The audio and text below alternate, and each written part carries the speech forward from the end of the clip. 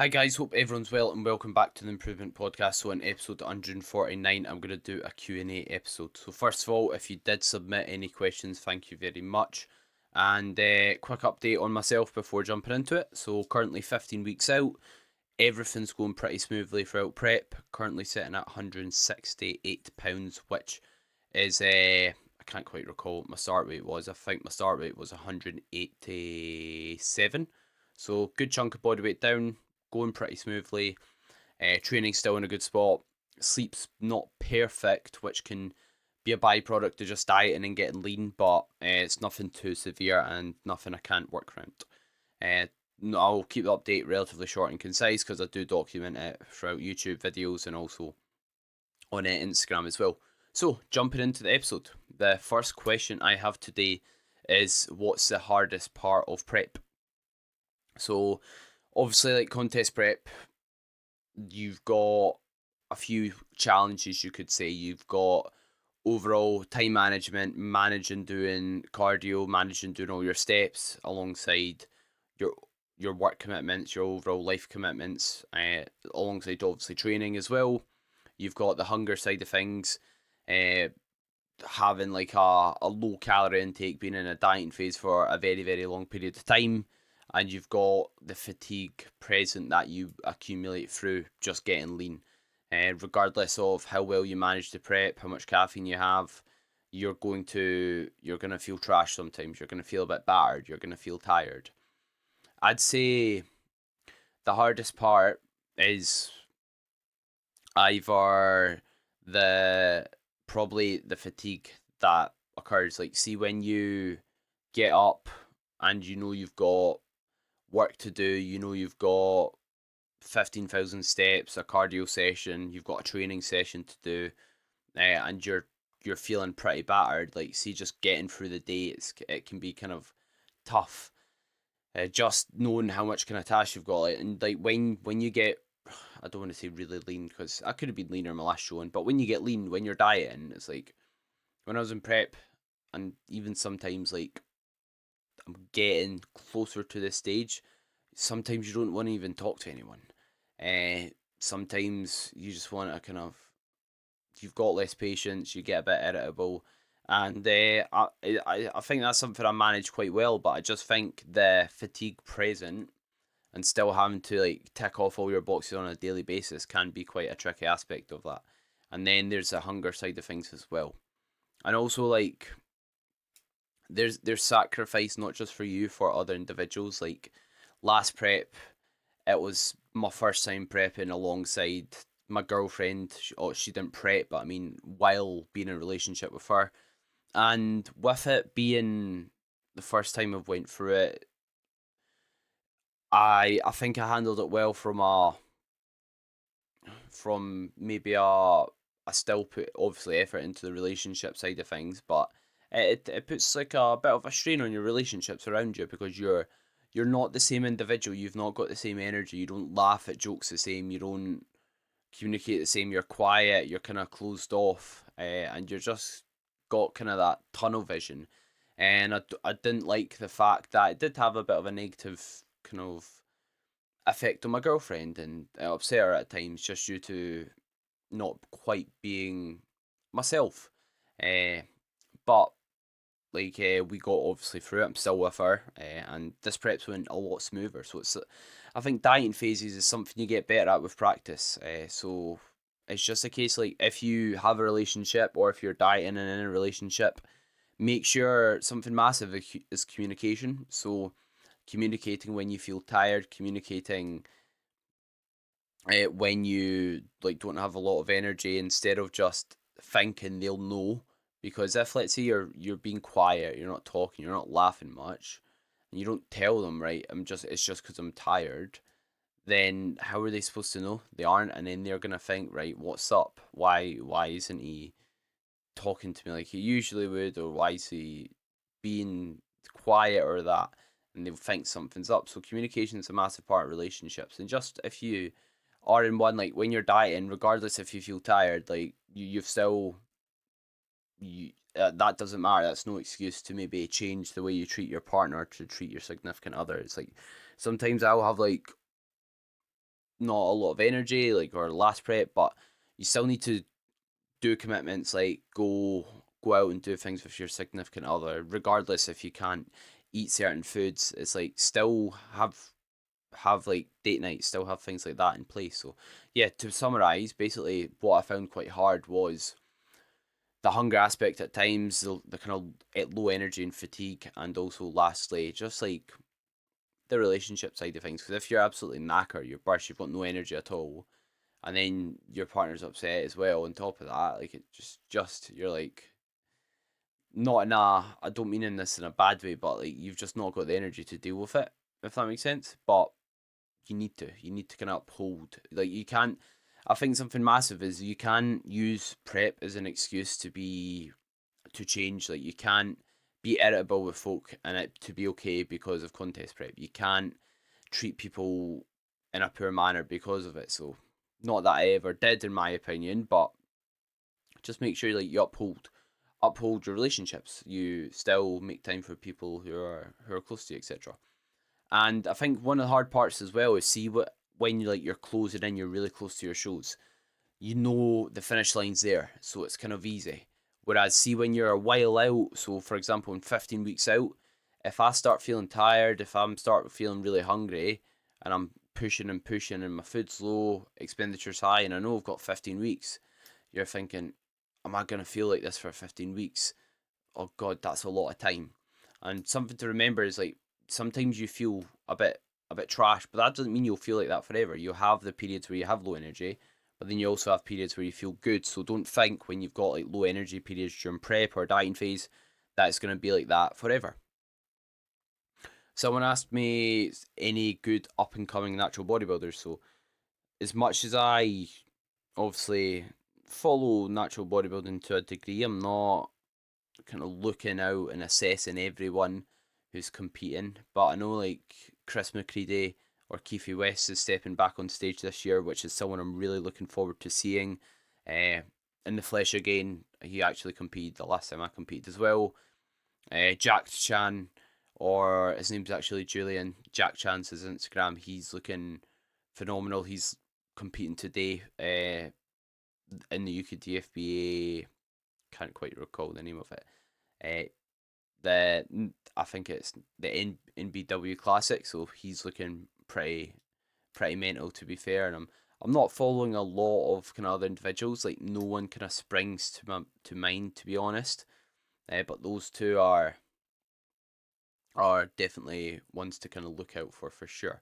But I'm more just focusing on myself, like in contest prep. Like it doesn't matter, like if I just keep looking at competitors and keep looking who I'm up against, etc., that's not going to do me a lot of good mentally. So I don't really obsess over who's competing or give that much thought. I just want to be the best I can possibly be on show day, if that makes sense.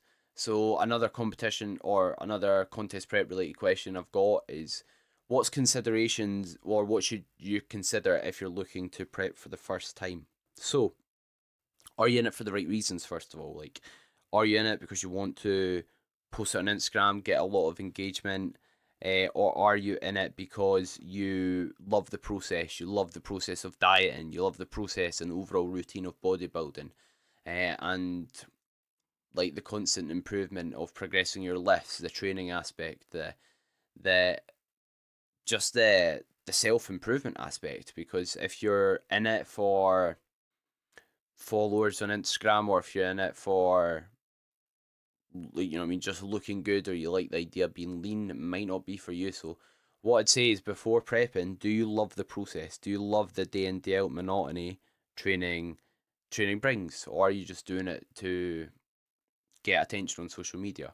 Something to also consider is like, have you performed dieting phases and gaining phases consistently?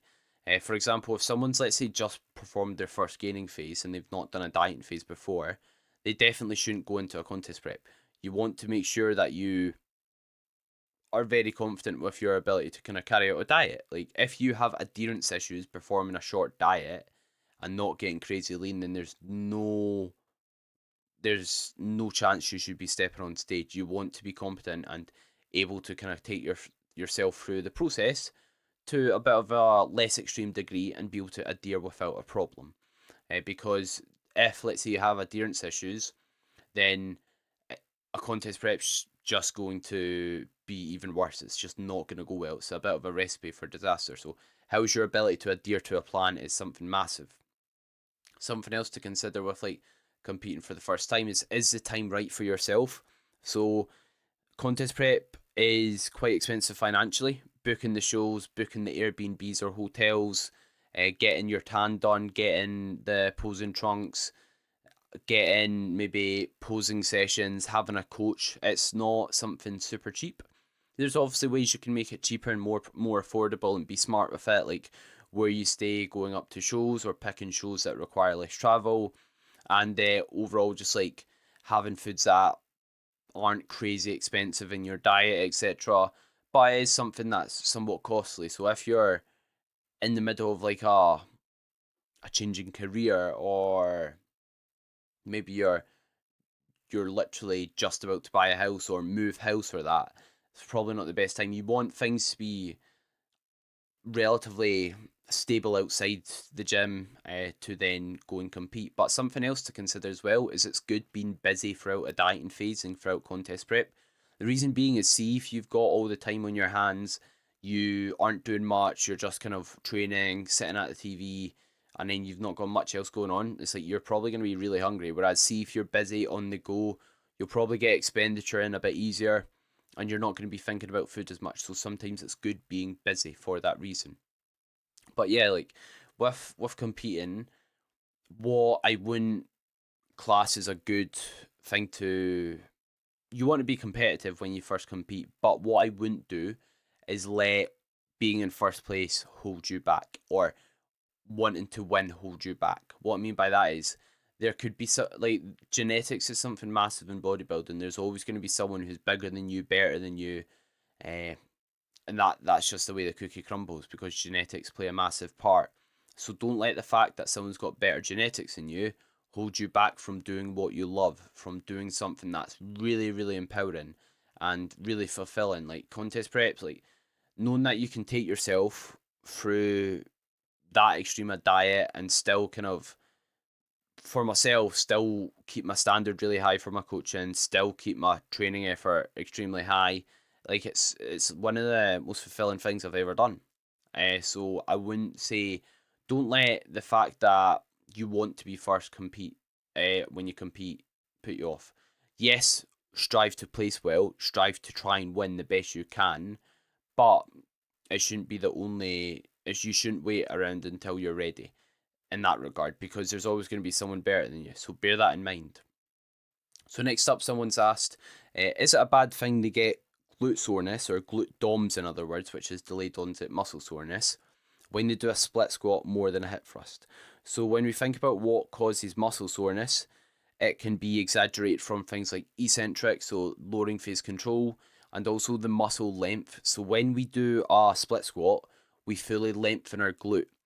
And when we do a hip thrust, we don't quite fully lengthen our glute most of the time. We usually work our glute in the mid and shortened position.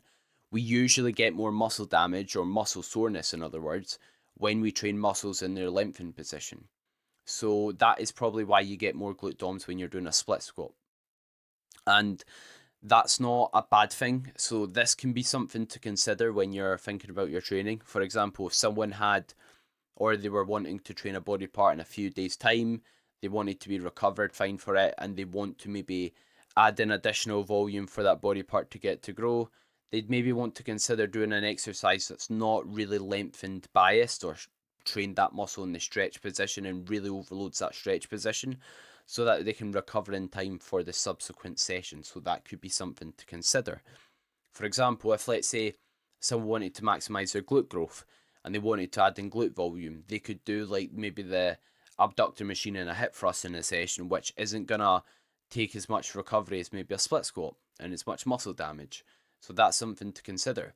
You could also consider, right, how's your execution? And also, is it actually the fact that the split squat causes more muscle damage, or is it just because you've got more overall work for your glutes in that session as a whole, if that makes sense? And In terms of the next question, it is what calories you should go down to when starting a diet. So when it comes to like calorie intake, it's hard to answer this question without knowing the individual's current calorie intake, if they even know that, their current body weight, their current activity levels outside the gym. But what I'd say is just guess, like just have like a rough starting point to go off. There's calorie calculators online. There's Or what you can do is just track your current diet for a week, see how much calories you're consuming on average, then take 200 away, see if you lose weight. If you don't, repeat that process. But basically, like, just start somewhere and then assess if it's working or not. Regardless how, like, just like anything, it's like with people will maybe obsess over the perfect training split, or like the perfect, like try and get everything perfect before getting started. Whereas what gets you progressing is just starting, if that makes sense. Like, don't try and get things perfect before starting. Just start, roughly estimate how much it is using a calculator, or asking someone advice, or literally just tracking your calories for a week and then taking some away from that by like 200, and then see if your body weight drops on average. Bear in mind your body weight fluctuates, so don't just take one weigh in, take quite a few weigh-ins and then take the average from that weigh-in if you're looking to find out how much calories you should consume. But it's going to be independent to the individual, so bear that in mind. Someone's asked me as well, is it okay if they stop dumbbell pressing? Does it matter if they stop dumbbell pressing? So the fact that this individual has asked me this question, without being nasty, I mean this in the most constructive way possible. It tells me they don't understand maybe what kind of builds muscle, retains muscle.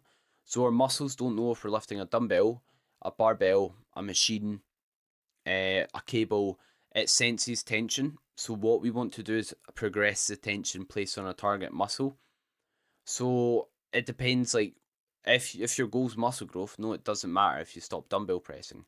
Does that mean dumbbell pressing is not beneficial? Definitely not. It's got its benefit. Dumbbell pressing requires more stability, which can be good and also bad. It can be good in the fact that it can make us more stable and allow us to perform better on other movements as a result of training our stability during a dumbbell press. The potential cons of the stability is it means that can be the limiting factor. For example, if you're dieting, if you're dropping body weight, losing body fat, you're going to be losing stability. It's going to be harder to stabilize your body and stabilize movements. Dumbbell pressing is already an unstable movement, so it could be a good idea to not dumbbell press if you're doing an extreme diet. However, on the flip side, a dumbbell press isn't a bad exercise at all. So no, it doesn't matter. You're still gonna, like, your chest, without being cheeky, I'm just like, your chest isn't gonna fall off if you don't do a dumbbell press, or your shoulders. You'll be completely fine. It's just another movement pattern to train your chest. It's like, I don't know, what do you want to eat, steak or chicken? It's not like one's superior to the other. It's just different options, if that makes sense. It's just a different tool that you can use, a different tool in the toolbox. And next up is how much whey protein should you use? So when it comes to whey, or when it comes to getting protein in, what we ideally want to do is consume a sufficient amount to spike muscle protein synthesis. So muscle protein synthesis is basically like the muscle, when we signal muscle growth, or we do so through spiking muscle protein synthesis. So what spikes muscle protein synthesis? Training will do that, as well as that, or nutrition. So if we consume around about 20-25 grams of like a good quality protein source, I'd say try and get at least 25 grams minimum. Then that will ideally spike muscle protein synthesis, which is basically, again, when you kind of trigger muscle growth to take place. So we need at least 25 grams worth of protein in a serving to do so. And that should kind of answer your question. So at least enough to get 25 grams of protein in is what I'd ideally recommend. However, it depends, what's your daily protein goal, how much meals are you having, when's the last time you ate. What I'd say is we ideally want to have around 2 grams per kilogram of body weight of protein. So if you are, let's say you weigh 75 kilos, then you ideally want 150 grams on a daily basis.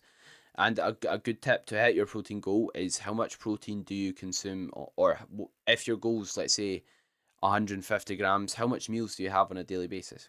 If someone has 3 meals a day, then I'd recommend them getting 50 grams of protein per meal. And that's not 50 grams of protein powder, that's 50 grams of protein.